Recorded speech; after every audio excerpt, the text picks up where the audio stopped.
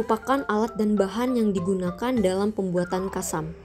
Untuk alat-alatnya ada yang pertama ada toples, pH meter, termometer, pisau, baskom, dan plastik. Kemudian untuk bahan yang digunakan yakni ada ikan sungai 250 gram, garam 4 sendok makan, nasi 200 gram, dan terakhir ada air hanun. Nah, selanjutnya kita masuk ke proses pembuatan kasam. Untuk langkah yang pertama yakni dibersihkan dahulu isi perut ikan. Kemudian juga nanti bagian kepalanya juga dipotong. Untuk ikan yang kami gunakan yaitu ikan mungkus, salah satu ikan sungai. Nah, selanjutnya ikan tersebut dicuci hingga bersih dengan menggunakan air mengalir. Setelah dicuci dengan bersih, maka ikan tersebut dapat ditiriskan. Sehingga kita masuk ke proses pembuatan kasamnya. Setelah ikan ditiriskan, maka kita masuk ke langkah selanjutnya, yakni dimasukkan ikan tersebut ke dalam baskom, di mana ikan yang digunakan yakni sebanyak 250 gram. Selanjutnya kita tambahkan atau kita campurkan nasi yang 200 gram tadi ke dalam baskom yang telah berisi ikan. Kemudian nasi tersebut bersama ikan diaduk secara bersamaan.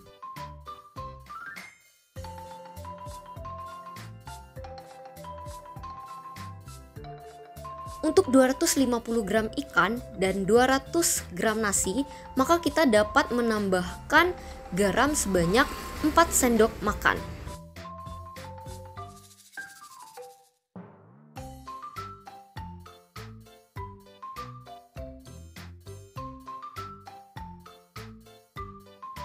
Nah, setelah bahan-bahan yang tadi digunakan seperti ikan, nasi, dan garam sudah dimasukkan semua, maka ini harus diratakan atau dicampurkan kembali.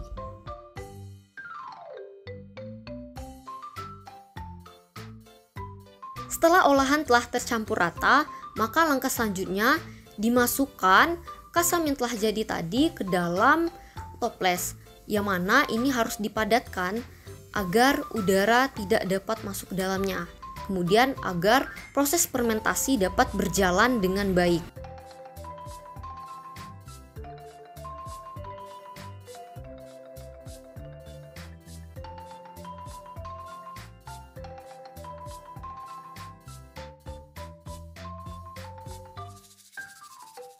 Setelah semua olahan dimasukkan ke dalam toples, sebelum menutup toples tersebut, maka kita dapat menggunakan lapisan berupa plastik. Hal ini digunakan agar tidak ada udara masuk ke dalamnya, sehingga proses fermentasi dapat berjalan dengan baik dan mendapatkan hasil yang baik. Ini merupakan hasil kasam hari pertama.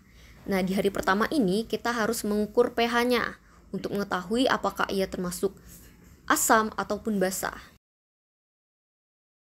Kita dapat mengukur pH dengan menggunakan alat yang namanya pH meter. Nah, di hari pertama ini kami mendapatkan hasil yakni pH-nya 5,7. Selain mengukur pH, kita juga mengukur suhu dengan termometer.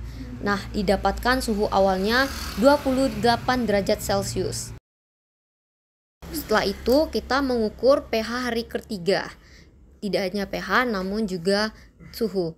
Nah, untuk pengukuran suhu didapatkan hasil akhir dari hari ketiga yakni 31 derajat Celcius.